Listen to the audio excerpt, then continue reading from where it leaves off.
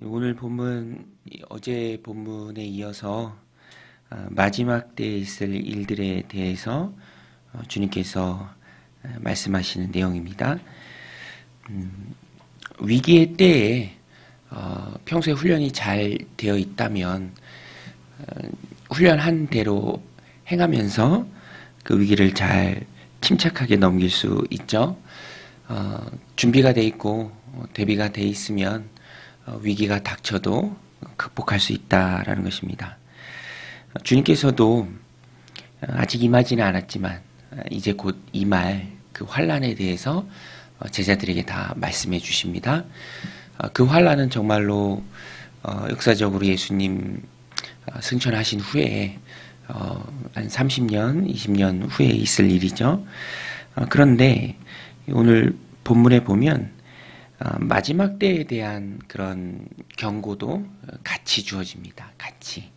그것이 중첩해서 나오는데요. 오늘 우리가 살아가는 시대도 오늘 본문에 나오는 것처럼 마지막 때의 요소가 참 많이 있습니다. 그리고 성경에 기록된 예언을 우리가 받을 때 우리 시대에 있을 일로 우리가 받고 또 준비하는 것이 옳습니다. 그래서 오늘 본문에도 보면 마지막 때를 살아가는 성도의 모습이 어떠해야 하는가 오늘 본문을 통해서 우리가 깨달을 수 있고요. 또 그 말씀 붙들고 준비할 수 있습니다. 오늘 이 말세를 살아가는 종말을 앞둔 성도들은 어떤 모습으로 살아야 합니까? 말씀드린 것처럼 큰 주제는 깨어 대비하라, 깨어 대비하라라는 것입니다. 환난의 때에 성도가 해야 할 최우선의 행동을 주님께서는 자신의 생명을 구하는 것이다 라고 말씀해 주셨습니다. 그래서 15절에 보면 지붕 위에 있는 자는 내려가지도 말고 집에 있는 무엇을 가지러 들어가지도 말며 밭에 있는 자는 겉옷을 가지러 뒤로 돌이키지 말지어다.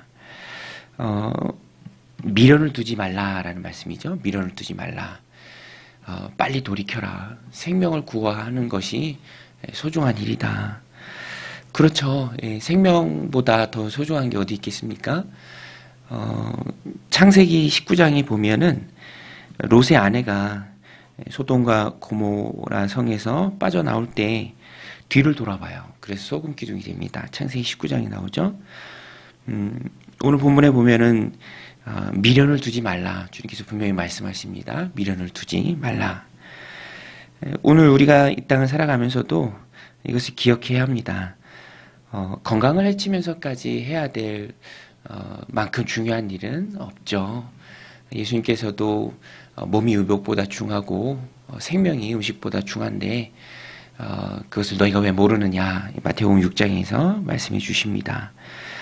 말세를 살아갈 때 여러 가지 환난의 요소들을 보고 그 안에 살아가기 때문에 우리가 헷갈릴 수 있는데요. 생명의 위협이 되면서 건강을 해치면서까지 해야 할 일은 없다. 기본적으로 우리가 늘 기억해야 될 중요한 사실입니다. 또 20절에 보면은 환난의 때에도 환난의 때를 직접 살아갈 때에도 그 세상의 종말을 경험할 때에도 우리가 낙심하지 않을 것은 하나님께서 보호해 주신다. 그 날들을 택한 자들을 위해서 감해 주신다. 20절에 만일 주께서 그 날들을 감하지 아니하셨더라면 모든 육체가 구원 얻지 못할 것이거늘 자기가 택하신 자들을 위하여 그 날을 감하셨느니라. 하나님께서는 환난 중에도 긍휼을 베푸시는 분입니다. 특별히 택하신 자들을 위해서 긍휼을 베푸시고 또 도움을 주시는 분입니다. 그래서 환난과 위기의 때 우리는 하나님을 믿는 믿음으로 낙심하지 말아야 합니다. 또 22절에 보면 그때는 거짓 선지자들이 많이 일어납니다. 22절에 거짓 그리스도들과 거짓 선지자들이 일어나서 이적과 기사를 행하여 할 수만 있으면 택하신 자들을 미혹하려 하리라. 너희는 삼가라. 내가 모든 일을 너희에게 미리 말하였노라. 거짓 선지자들을 삼가라. 주님께서 말씀해 주셨습니다. 지금도 거짓 선지자들이 많이 있죠. 죽지 않는다. 그렇게 말하는 사람들이 많이 있습니다. 죽지 않는 사람은 없죠. 누구나가 다 마지막 때가 있습니다. 그런데 환난의 때에는 분별력이 약해져요. 죽지 않는다라고 얘기하는 그 교주를 정말 믿고 따르는 사람들이 어떻게 있을 수가 있지? 분별력이 흐려졌기 때문에 그렇죠. 마지막 때의 성도들이 또 오늘 이 시대를 살아가는 귀한 성도들이 꼭 붙들어야 할 것은 하나님의 말씀입니다. 말씀을 읽고 또 선포되는 말씀을 내게 주신 말씀을 받고 또 한 주간 그 말씀을 묵상하면서 우리가 분별력이 흐려지지 않도록 잘못된 것에 빠지지 않도록 우리가 말씀을 굳게 붙들어야 합니다. 그것이 말세를 살아가는 성도들이 대비해야 할 아주 중요한 굳건한 신앙을 유지하는 비결입니다. 또 뒷부분에 보면 예수님께서 다시 오신다 이렇게 말씀하세요. 26절에 보면 그때의 인자가 구름을 타고 큰 권능과 영광으로 오는 것을 사람들이 보리라. 또 그때의 천사가 그들을 보내어 자기가 택하신 자들을 땅 끝으로부터 하늘 끝까지 사방에서 모으리라. 성도는 재림신앙을 가지고 있어야 합니다. 예수님은 다시 오십니다. 아기 예수님으로 오셨던 예수님의 초림이죠. 그리고 구름 타고 다시 오실 예수님, 재림하실 예수님, 그 사이를 우리가 살아가고 있는 거예요.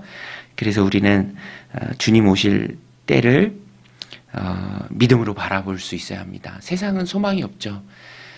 전쟁이 끊이지가 않습니다. 자꾸만 사람들의 마음은 식어져 갑니다. 사랑이 없어져요.